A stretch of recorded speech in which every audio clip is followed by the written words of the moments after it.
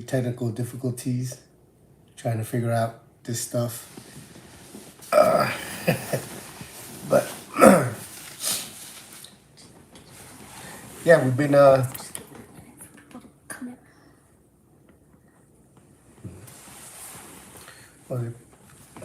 we were late, so they probably logged off.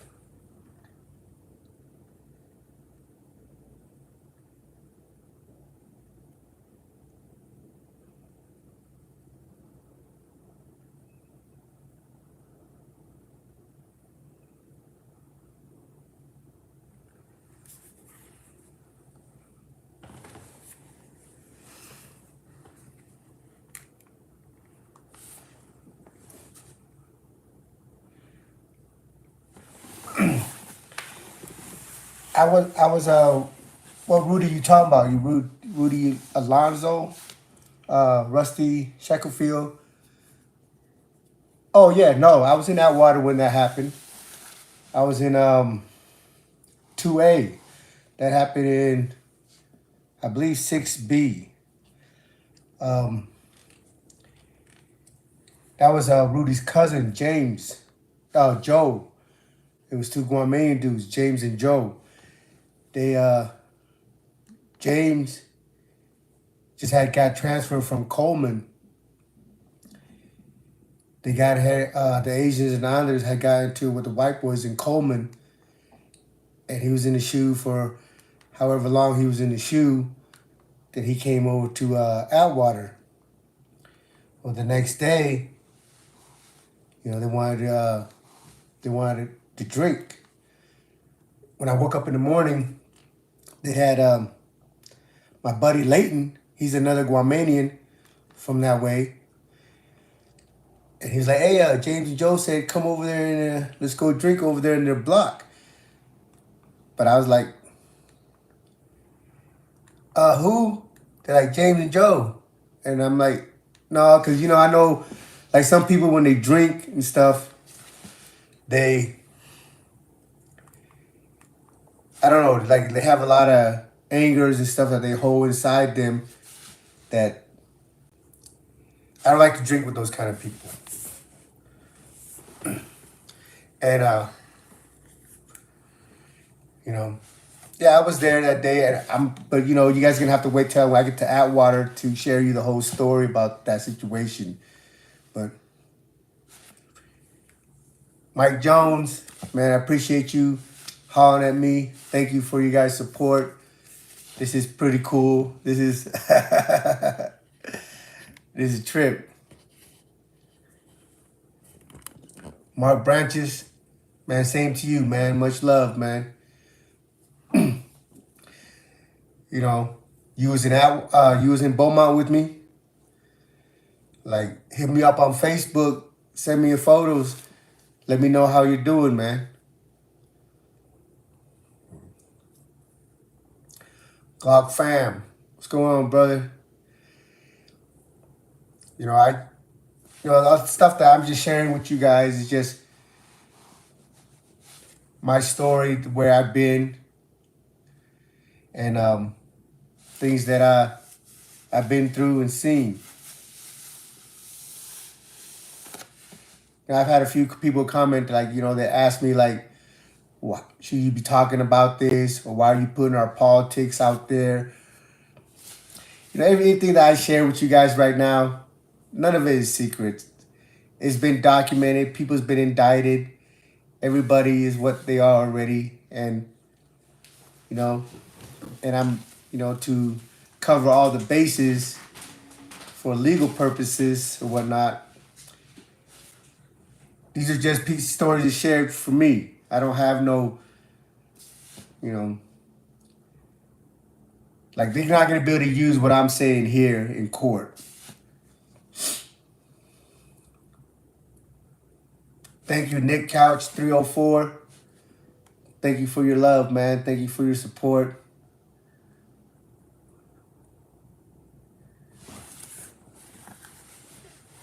Is Riddler from Rolling 60 still in Atwater? He was in Atwater. Riddler, He's from Vegas, right? The one you're talking about. He plays chess real good. Riddler from Rolling 60s. He was in Atwater when I left. I left Atwater in 2015, but I don't know where he's at right now.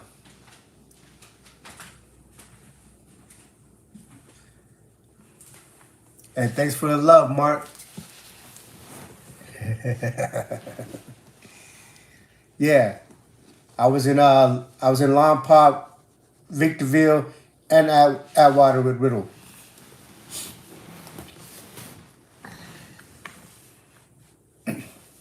But like I said, I don't know where he went now. You know, I left Atwater in 2015 and went to the Smooth in Lewisburg.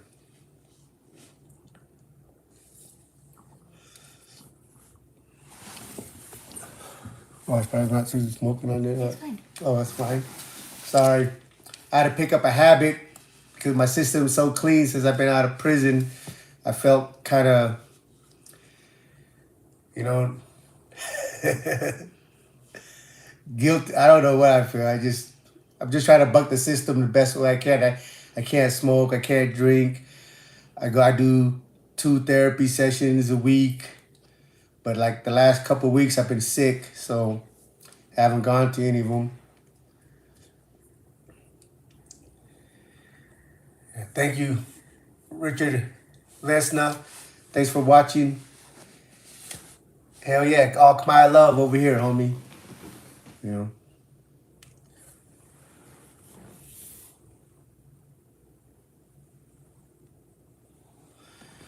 I don't know their name.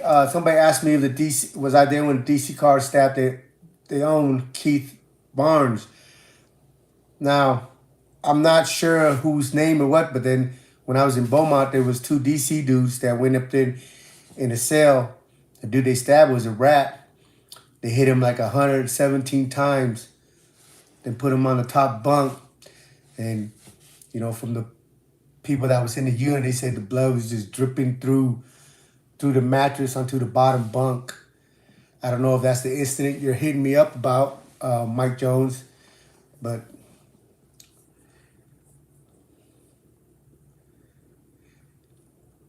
man, I don't know if that's the he has a freak. You're talking about Rusty. I don't know if that's him or if that's the or he's got a freaking that character from King of the Hill on his page. So I don't know what he looks like. You know, we run into so many people through the course of our time. Names just come in and out unless we're just kicking it every day. You know.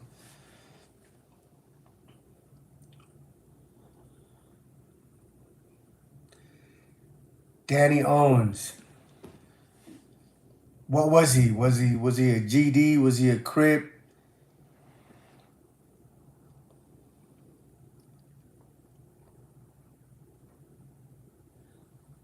Yeah. Um, I know the name. The name sounds familiar, but like I said, I don't want to just say something if I'm not absolutely sure about.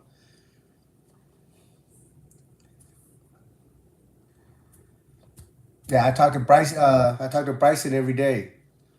He always sends me the good morning. What are they called?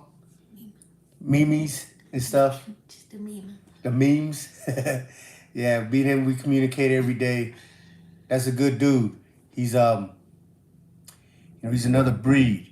Like I'm trying to put him in the octagon, but we can't seem to get him motivated to start working out because he's like 280 now. I hope that's all he is. The pictures that he sent me, he's pretty big, but yeah, we can get him in the octagon. We're gonna kill the game with that. Ain't nobody out there like anybody that's ever been anywhere with Bryson.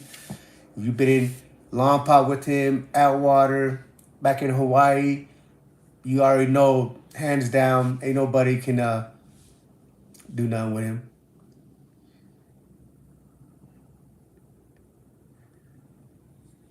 Yeah, Dino, what you're talking about, Mark, what you talking about, right? I just did an episode on that. Yes, I recorded it today. I'll post it up tomorrow about, we caught the kite that he was trying to send to the GD dude that had the yard for them homies at in Beaumont. We read that kite that he tried to send to SIS because he left out in the locker. His celly was a Crip, and he left that shit in the locker. And that Crip dude was my homeboy Chuck was helping him out with his paperwork. So they were doing law work and stuff. And he's like, "Hey man, look at this. Look what we found."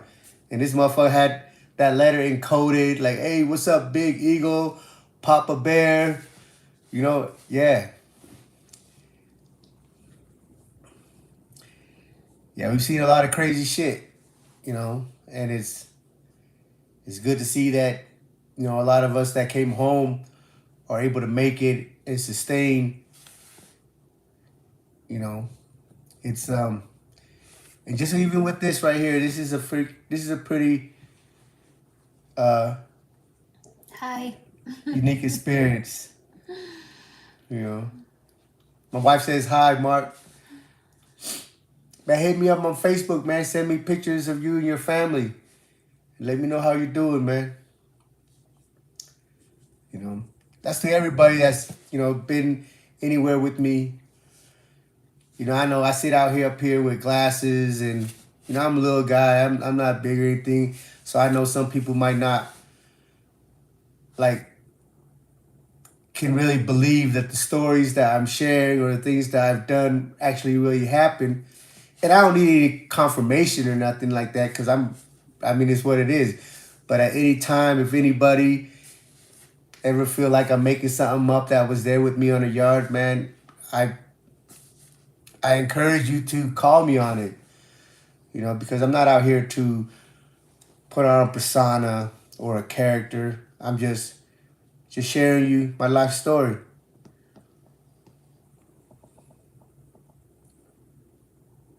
What's M?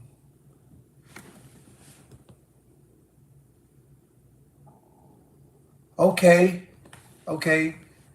I got you.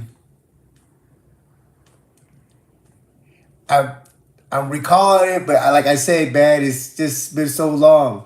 But you know, I fought with the homie Rudy real tough. You know what I mean? I was just up there in Florence with him in 2021. He's supposed to went home, but the state came and picked him up, and now he's in the state prison right now. But I still talk to him every now and then.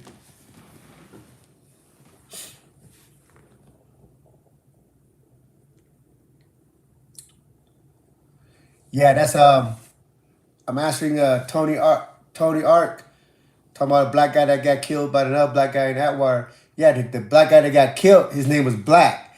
That was my buddy. He was on our football. He wasn't on our football team. He was on Bryson's football team, and that incident was over a batch of wine that he had left in the laundry room.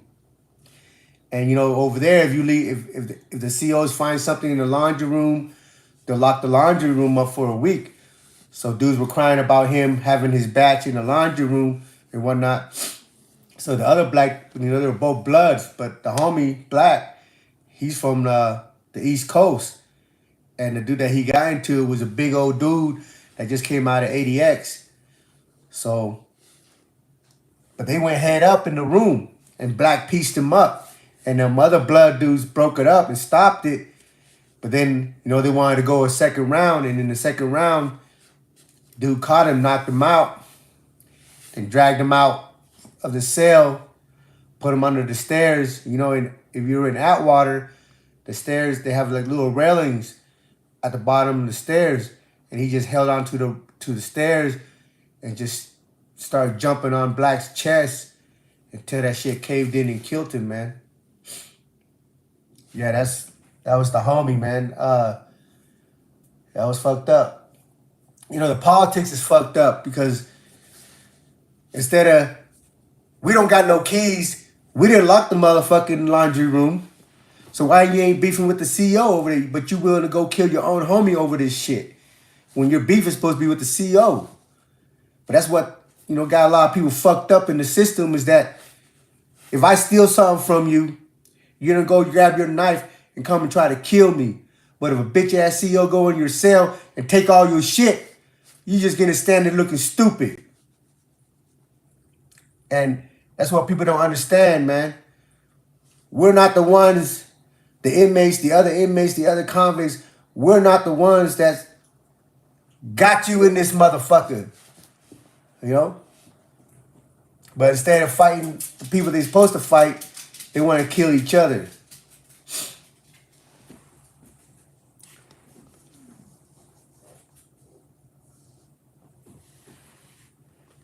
Bilal, is that Bilal? Man, I was just in Florence in from 2017 to 2022. So,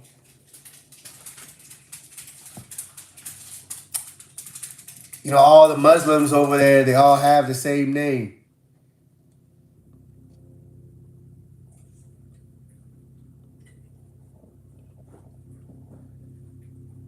I was in DA. In Florence, we're segregated. Only blocks wreck with each other, so we don't really get to see anybody as often as we would like. Unless you work, and I didn't work. I just stayed in the block. I go to rec when they call rec, but I just did my program.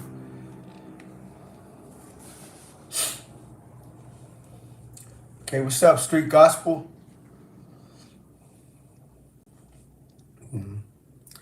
But yeah, Florence is fucked up, man. We when I left from the month of from 2001, from July 2001 to December of 2000, not 2001, but 2021, from July 2021 till December of 2021, they had 4 bodies, and it got so bad that Florence USP got put on a congressional lockdown by DC, by Washington DC.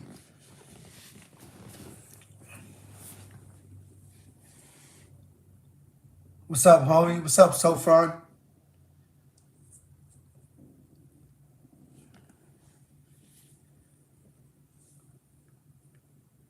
Yeah, I'm working. Like I post some of it up on my Facebook.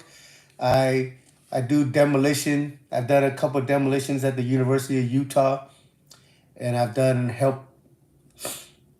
I want to say stucco, but I'm not doing the actual stucco. I'm just carrying the mud. Wheelbarrowing it to the people that really do the stucco.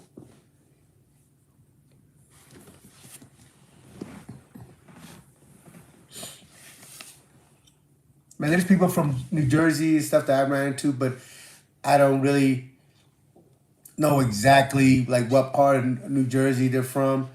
I got a good homie, Kay. He's from New Jersey. He's in FCI Florence right now. He's Laos though.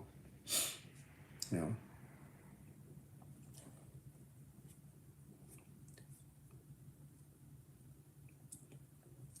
Man, thank you, homie, for your support and for viewing it. And it does my heart good to see that it's inspiring and raw. Because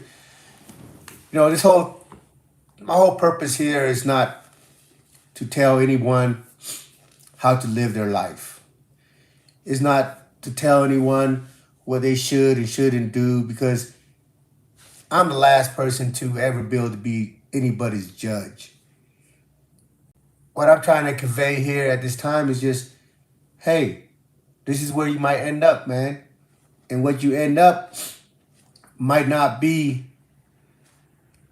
what you think. Because, you got a lot of people that done a lot of time and they come home and they glorify that shit. They come out with their chest puffed out like they the big homie, and they want to, rally up all the youngsters and stuff to follow them and live this life. But it's a miserable existence.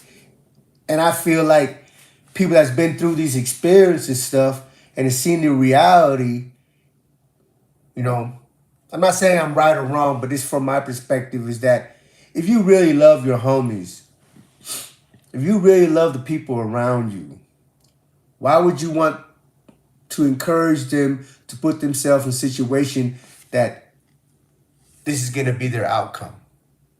Either dead or doing decades in prison. That just never made any sense to me, man. I'm just, for me, I have young homies out there. I don't want them to see them wasting 20 years of their lives, 10 years of their lives behind a box. But I'm not there to tell them what they can and can't do. They're going to live their life. So I'm just presenting my case. Like, here, this is what happened to me. If you guys don't want this to be your future, if you don't want this to be your present, then rethink what you're doing.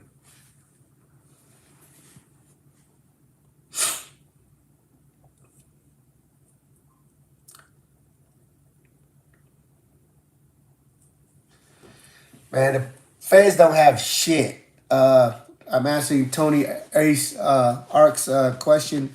The feds don't got shit, homie. Now, let me take that back a little bit because I don't know what they got going on at the FCIs or at the camps.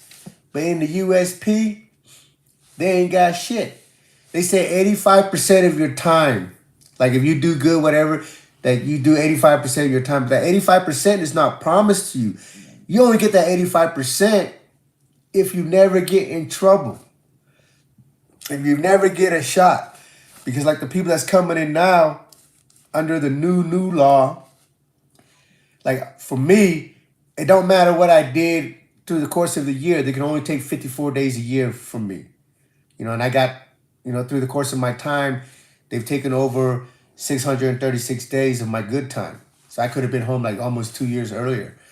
But the people that's coming in now, if they catch one shot, they can take their whole good time and wipe them out, even the ones they haven't earned yet. So,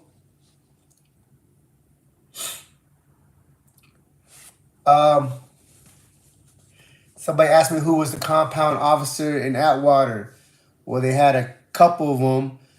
One of them, man, I forgot his name, but he was the one that was running around fucking all the broads. And he ended up getting a divorce because he got somebody pregnant. Shit, I'd have to ask Bryson their names. But,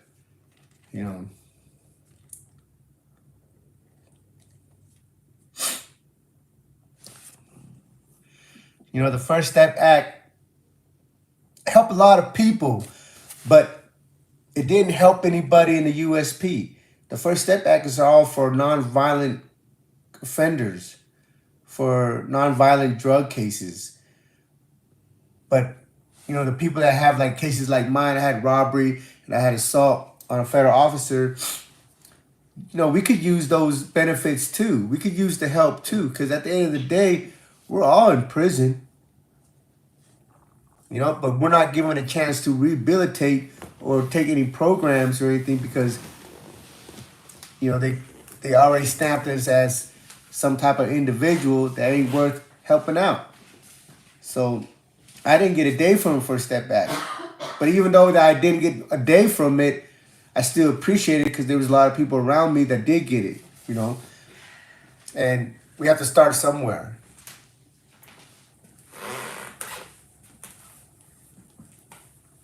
Yeah, there's a lot of, like a lot of people that had nonviolent drug cases, they got a lot of love. And like I said, I don't knock the First Step Act. I'm happy for it because it helped so many people go home, even though it didn't help me. I'm not really concerned about that. I wish I would have got some help out of it, but like I said, we have to start somewhere. And as long as it's helping somebody, I'm all for it. But we should be able to figure out how to expand on that and allow people with violent cases, anybody that's doing a lot of time, because you have to understand that you go in at 18, 19, 20 years old.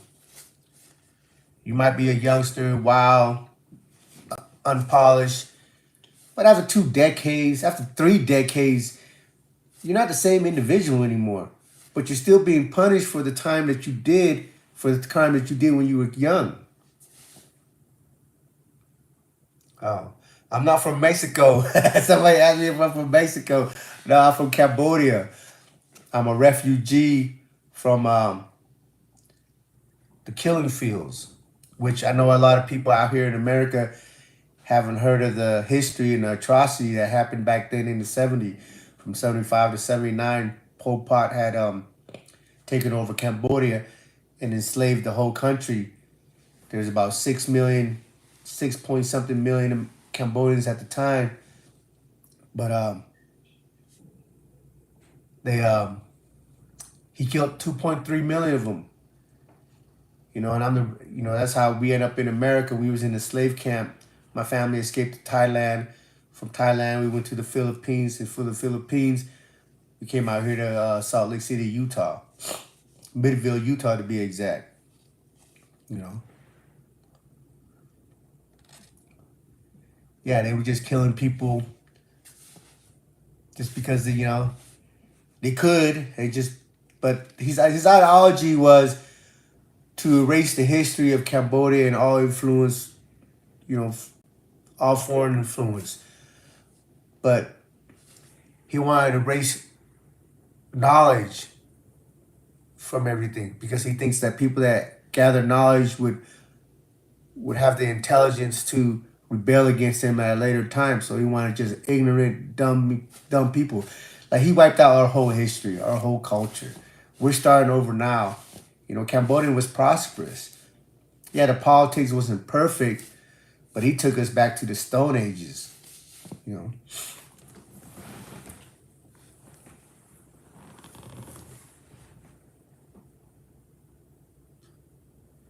Yeah, there's a lot of Toko and Soles out here. You know, they have they're out in Rose Park, they're out in Glendale, they're out through all the valley. I was with about four homies from Glendale when I was in Atwater, Nisa, Easy E, Scope, Cap. You know,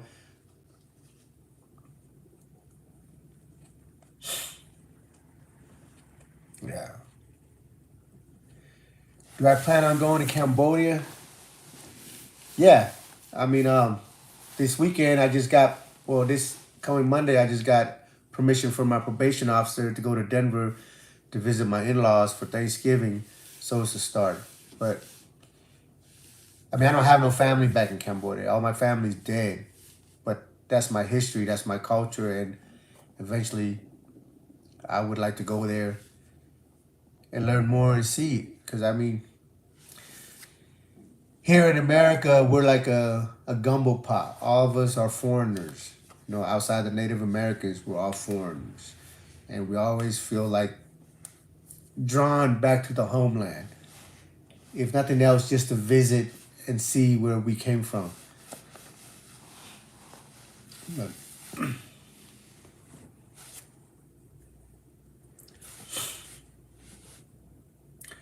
what's the economy like in Utah? A large hulk? What is that? With yards going to run? I don't under. I can't travel outside the country yet, but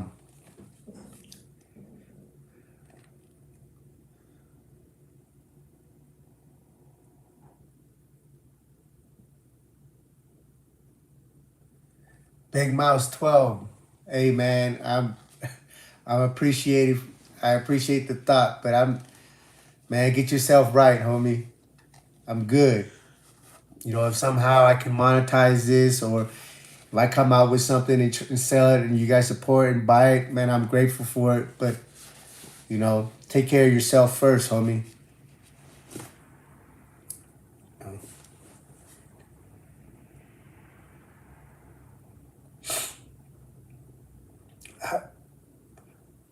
Is that Pinoy? Everybody that's Filipino is called Pinoy. I think Pinoy means Filipino, right? So I'm not sure.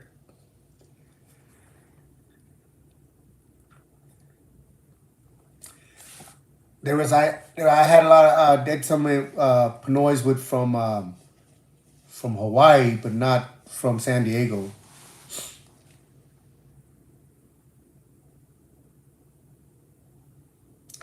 All right, Joseph G, I got you. I'm gonna get on it. Like I said, I'm still new to this stuff, and It's in the description of the last video. oh, they say this in the description of the last video. I don't know how that happened. I think my wife put it in there in the description of the last video. So go check out that last video. It should be up there. Hey, thank you, Carlos. It is pretty cool. I mean, I can't see any of you guys, so it seems like I'm talking to myself, but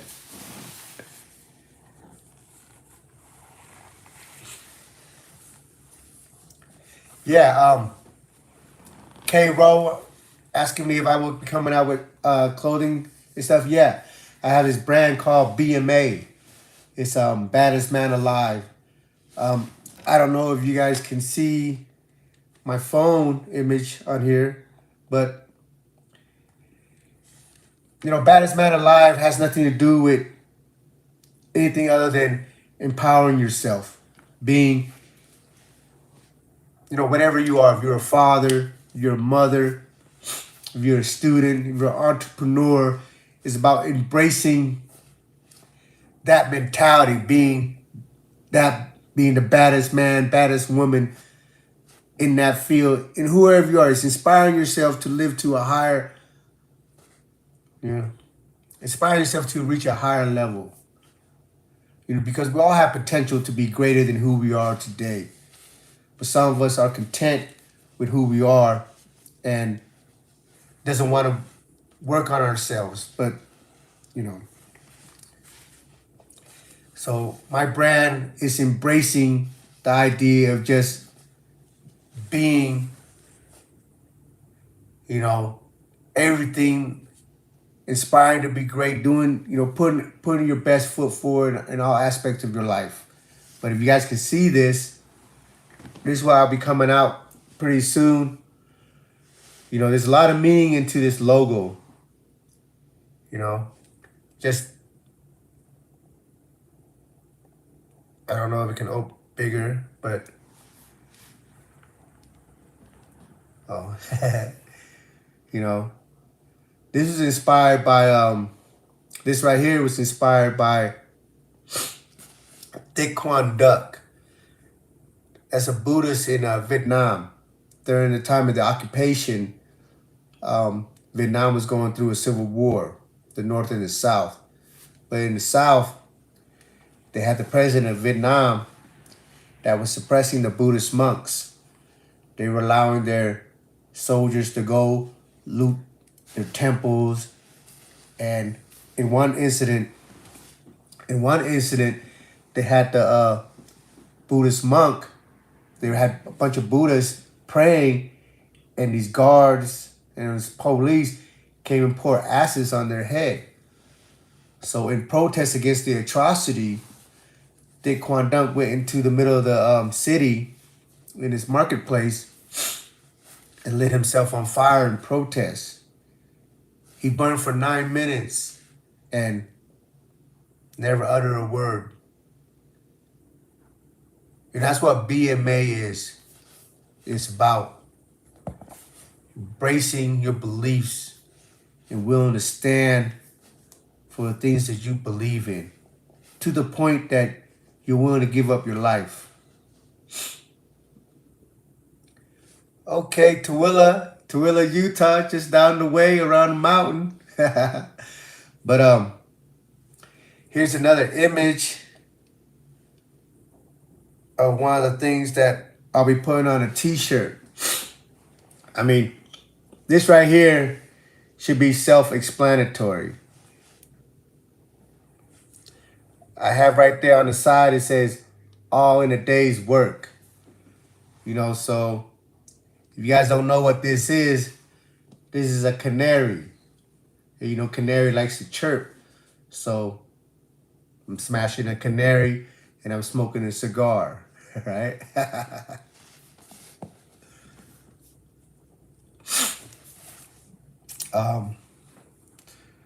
Here's one of my other images. You know, all these got to be transferred to where it can be put on shirts, and I don't think I got to explain anything to you about that image right there.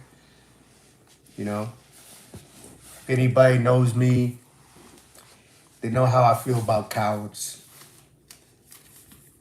Because, you know, we buy into this life. We buy into a certain code. And you got these dudes running around with you. Yeah, I'm down, whoop. And then when shit hit the fan, they're trying to throw somebody else in their place under the bus. I'm not some rah-rah type dude, but I don't got no love for no busters, man. And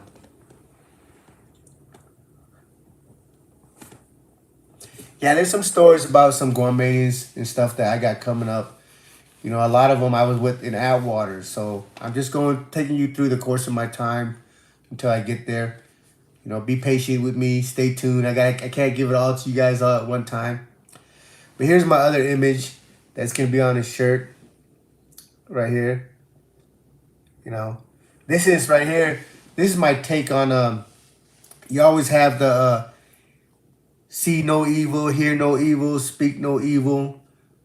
Well, mine right there is just about they don't want to hear the truth because, you know, the ears are all plugged up with money. It's all about money. Lady Liberty, she's got a rag around her freaking eye, like, because she don't want to see the truth, you know. And at the end of the day, they don't want me or anybody else like me to speak the truth. You know, the federal system, any incarceration system is all to create money. If you look at the prison system, yeah, it might say United States Penitentiary, but it's privately owned by a corporation, and they have shareholders and investors. Promise you.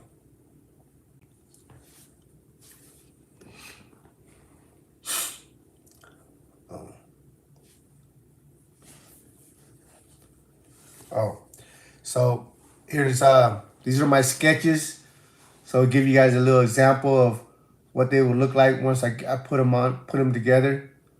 You know, yeah, man, if you guys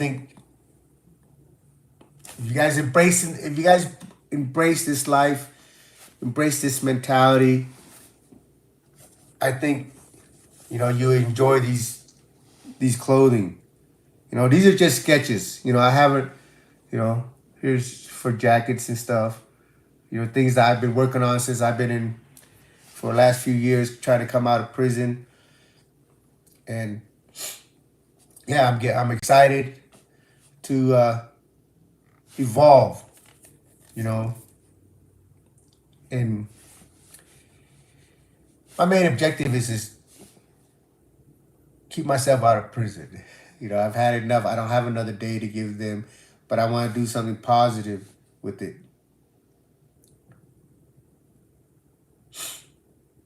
Now, they were Dylan Rodriguez. Oh, they had Tonga Blast in Beaumont, but they weren't claiming it. They were undercover because, you know, the TS and the Tonga Blast had gotten to it at another yard, and the TS had a green light on them dudes. So, yeah, there were some people in Beaumont that were Tango Blast, but they weren't claiming it. And that's not to say anything against them individually because I don't know anything about them or their politics, but they weren't in Beaumont. They weren't claiming it in Beaumont, you know. They already see this? So, you know, this is my logo right here. This is my Facebook right here. And this is my logo right here. So, look for it. I hope to be able to have it out by the first of the year.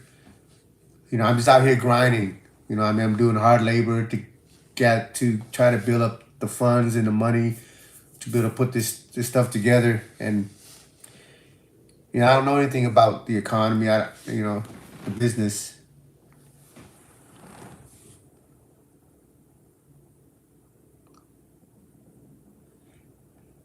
mean, answering AM about showering in boxer shorts. In the federal prison, you have individual stalls. So you want to wear boxer shorts, you wear boxer shorts, but I get butt naked. You know, if I have boxer shorts on, it's because I'm washing it in the shower. And I probably start out with my boxer shorts so I can wash it, but I shower butt naked in there. You know, but most people, like all the gang members and stuff, when they go shower, they have other people post up outside the door for security. Yeah, Mark, I agree with you. I mean, I ran into some of them. They had some. They sent some Tango Blaster to Atwater. You know, they had about six of them in Atwater. But you know, anybody that's on the Sereno, you know, the federal prison is really only 2 yards. You know, a Texas yard or a California yard, as far as the Mexicans go. So, you know, you hit a yard with the Serenos, or you hit the yard with a Texas MA and a TS. And you already know the politics that goes with that. If they're not agreeing, you know, I'm not into their politics. I don't know what's going on with everything that they got going on, but most people that aren't part of those different few organizations I just mentioned, they gotta fall in line, or they're gonna get removed. You know, they're gonna have to agree to certain things. Yeah, I've never been to Big Mouse 12. I've never been to Big Sandy. I've only been in Lompoc, Victorville, Beaumont, Atwater, Lewisburg, and Florence.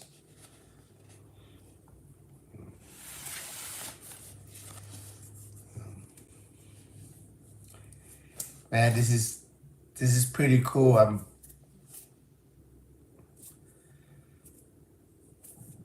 humbled by this experience because, like, you know, in the beginning, I just wanted to just put it out there and share things with the world, but I didn't really think that anybody would would be interested or even interact with me through it. And I'm grateful that you guys are out there supporting me. I'm grateful that you guys tune in. And I'm hopeful that maybe some of the things I say would resonate with a few and, you know, do something better with their life.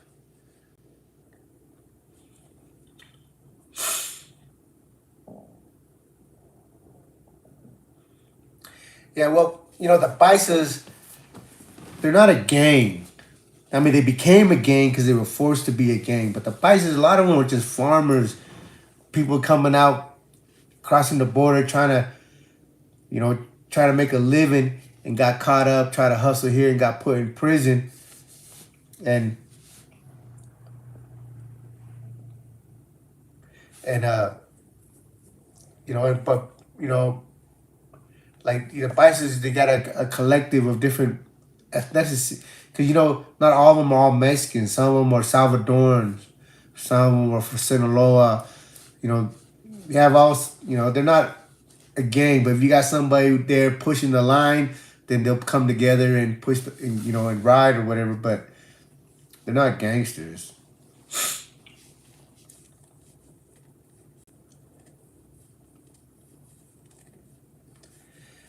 Man, the only authentic restaurant that I can recommend Dylan Rodriguez in Salt Lake City is my mom's house, man. Everything else is it's mostly Thai food, Go to Vietnamese food. If you like, I mean, Thai food is almost similar to Cambodian food, and my homeboy owns one called Tuk Tuk, TUK, out here in Utah, off of 3500 and 3500 South and Decker Lake Avenue or something like that. Drive. Oh, Decker Lake Lane. It's pretty good if you like that part of the region. But as far as Cambodian food goes, gotta be at my mom's house. I'm sorry, but that's what it is, man. But yeah, there's plenty of good skiing in Salt Lake. I'm waiting for the snow to fall. It snowed a couple times already, but it didn't stick. But yeah, I don't know about if I'm gonna go skiing, but I'm sure gonna try to get my old ass on a snowboard. I've never snowboarded before. It looks really fun, so I'm gonna definitely try it. Excuse me.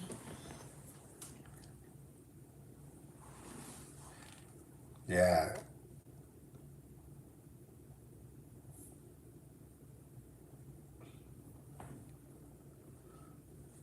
Sorry, I don't think I was.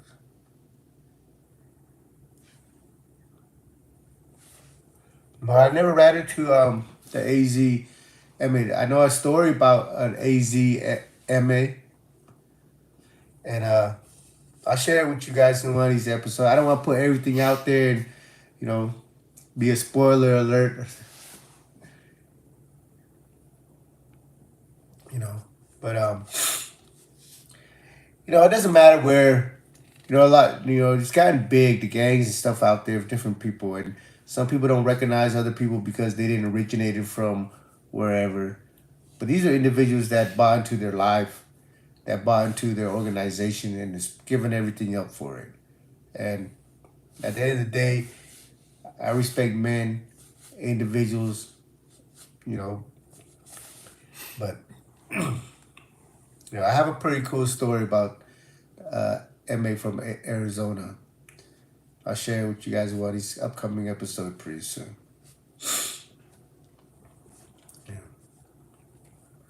It happened in I think either in Cayman or Macquarie. I'm not sure. I wasn't there though, but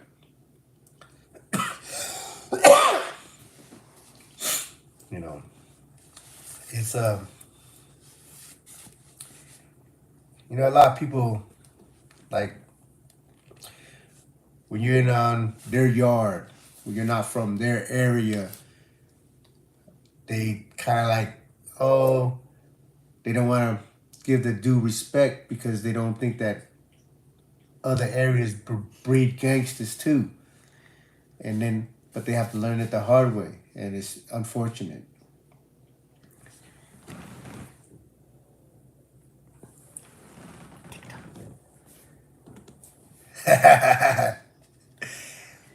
Yeah, as soon as I figure out how to do this TikTok stuff, man, we're gonna do this shit. But yeah, you want me to break out some potato chips, cut up some sausage, fry up some noodles and rice and beans and spread it all over on the table? Yeah. Denise is over. We're gonna do something. This is I'm encouraged now and I'm inspired by definitely Cheetos. Yeah, Cheetos my favorite. The hot spicy one though. But yeah, it's gonna get interesting. This is an interesting journey that I'm going on now in this chapter of my life, and I'm so grateful for you guys coming along with me with it on it.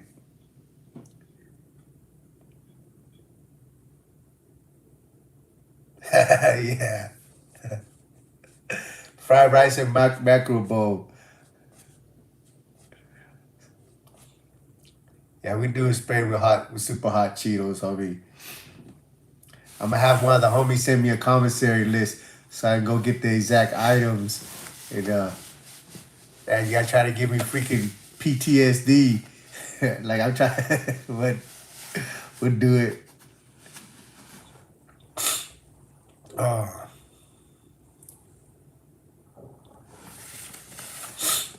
Yeah, we cook. Man, when I was in Atwater, we used to cook we had homie day every Friday.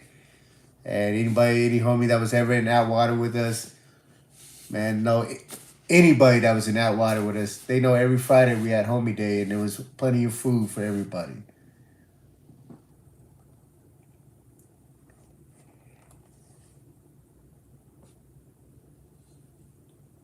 Yeah. Yeah, we had a great, you in there, the best thing you can do is build relationship with good people, man. And when you have good people around you, I know who he is now. When you have good people around you, you can escape for a moment of time your environment. But, you got a lot of miserable individuals in there that just want to be nosy and worry about what everybody else is doing instead of doing their own time. But, at the end of the day, those individuals, they always get what they're looking for.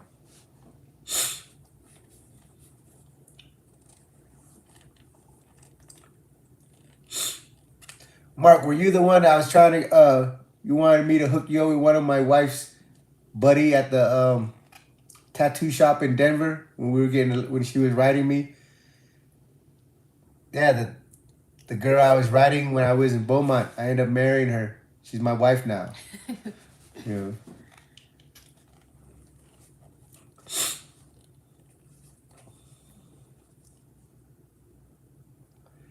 My dream car, it's got to be a 1964 and a half Ford Mustang. I go old school. I remember I seen one when I was living in Modesto, California back in '92, and it just felt like it called out to me. But of course, I couldn't afford it. And yeah, I like the old Mustangs. Something you can cruise on a Sunday afternoon, bumping some oldies. No drinking 40s. Not while you're driving, but you get the idea.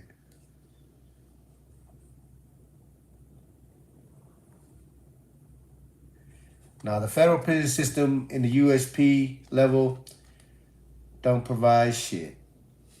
You might run one and two that have vocational training for certain things, but right now, where I just left, Florence, man, they just sitting your ass down, man. We can't even come off a lockdown for any period of time. Especially with the COVID, like if somebody catches COVID and gets sick, they start locking down the blocks and doing restricted movements and all that stuff. So,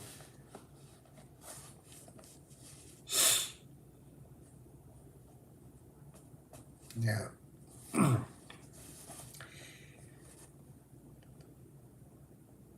Yeah, I've been to the Bay Area. I went to the Oakland Temple. My family's Mormon. When I was living in Modesto, I was Mormon. They had a fire site out there at the Oakland Temple. And from where we stand, we could see Alcatraz.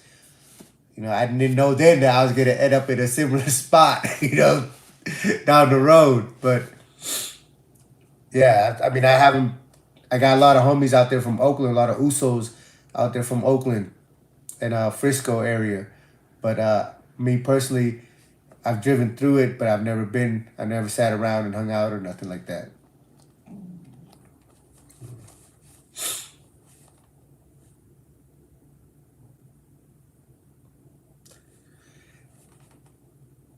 What's up, Morris? Yeah. I had that. Yeah, I remember he remembers my MR2 back in 1998. I had a '87 MR2. Yeah.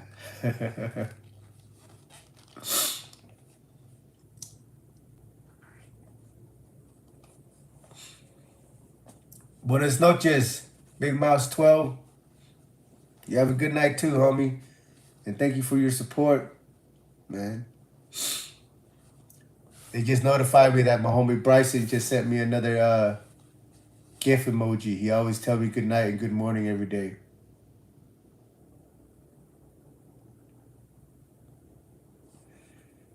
Man,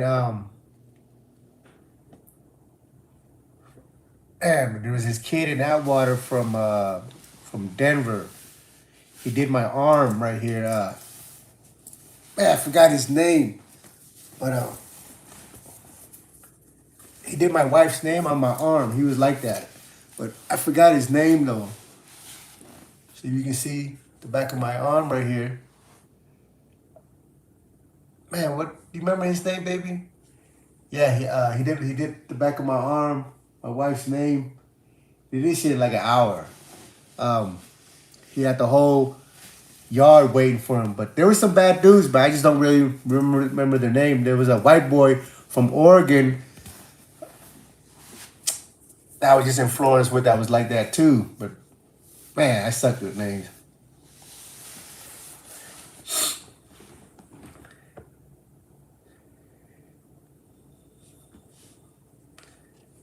Yeah. I'm trying to read the comments. They go, to see. Oh, my little homie said he don't like my MR2. What's up, Daniel? Man, I hope you and your Patty's good, man. Much love for everything, brother. Like I said, everybody wants some merch, so we gotta get our gear printed up. We got a lot of support. No, my wife is white. She's from Denver. She waited for me for 17 years. I met her in 2005 through her church program. And she wrote me in 2005, and we corresponded from 2005. And in 2009, we decided to be together, and she's waited for me ever since. This coming Monday, we're gonna be going to visit her family for Thanksgiving. We have a incredible story, but really, the story is about her. For me being in prison, being in the environment that I am, I don't have any options. But for her out here being in the world and still be able to hold me down through all these years, it's unique and rare. And I'm so appreciative of her every day for the love that she's given me. It's just, I don't really have the words to express all the emotions that go through when I think about her. But yeah, she's what people write songs about. Except she really exists. It's not just an imagination or something you hope that you might find one day, So everything I'm doing now, right now here, it's all possible because of her. Well, she's the kind of person that she's going to do whatever she wants to do anyway. But she's the kind of person that's not going to make any rash decision. And what helped us make it through these years was the support from both of our families. At first they were like, what? What are you doing? But they got to know me through the letters that she shared with them. And yeah, both of our families supported us, emotionally. And that helps because, you have a lot of times when someone's out here waiting for someone and they're in prison, their family's going to be in their ear. Why are you waiting for some dude in prison? He ain't no good. He ain't this. He's a criminal. He's that.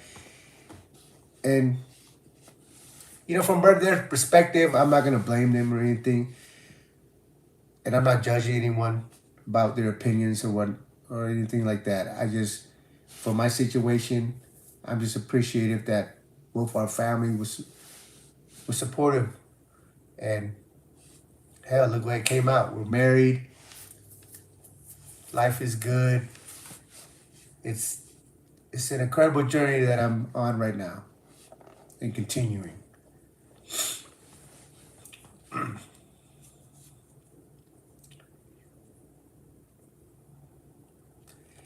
Yeah, she's the definition of ride or die, homie. I'm good. My autoimmune disease turned into cancer, and the cancer got rid of the autoimmune disease. So now I'm healthier than I have been since 2009.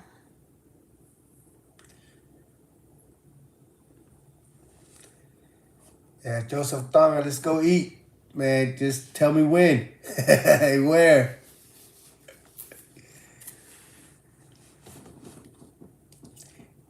Yeah, like, meeting my wife, the experience that I've gone through with her, just emotionally, and the growth that I've been able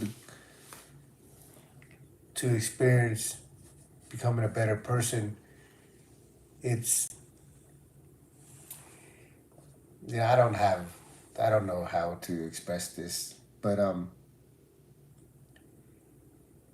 when you find somebody that loves you for who you are, that makes a world of difference. When they accept you and don't judge you and is willing to support your endeavors, what can you say about an individual like that? But give them the, you know, you know, yeah, the respect and admiration and love they deserve.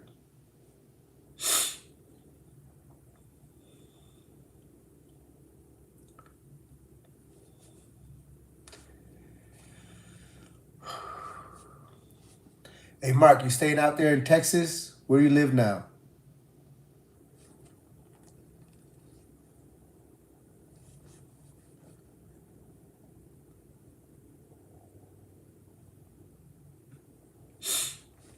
Okay. Well, that's an hour. We're out here, and it's, man, I'm so grateful, and it's a lot of fun. It's cool, man. But I'm gonna let you guys get back to your life, man. I got an episode coming out in the morning, and I'm trying to work around my work schedule. And oh, that's Rudy, man. Hey, I keep forgetting you keep using that damn freaking title, man. My bad, Rue. I'm like, who the hell is this Mark Francis dude, man? Oh man. Okay, you got me. That was a good one. Man, that's the homie, man. Man, what's up, Rudy? Yeah, that's the homie, man. You keep freaking putting that Mark Francis stuff up. I thought that was a real freaking person. I forgot that you're on some incognito shit. But yeah, man, I hope you're good, homie. What's up, man? Yeah, you kept me guessing. Hey, man, I love you, man. I can't wait for you to be out here, man. Life is good, brother. We're gonna get, you know, you're welcome to move out here my way. We set it all up, man. I love you guys. Like, real shit. But, yeah, I've taken you guys up enough time. I've taken up enough of your time. I appreciate you. I'll have another episode out for you guys in the morning. And I'm, just trying to work around my work schedule, grinding away at life. But I'm going to try to keep it as consistent as possible. But be on the lookout for my merchandise in the beginning of the year. I'm going to have something for you guys. If you guys want to support me through that, man, I appreciate it, man. Thank you. Love you, Daniel, Morris, Rudy. Man, you guys are my family, man, and thank you for your support. Can't wait for us all to kick it and meet each other. Bye, Rudy. Good night. My wife says bye, Rudy. Good night, brother. You be good, man. Call me whenever you want, homie. Let me know what's up. All right. I know the off button this time. I got it. See you guys later.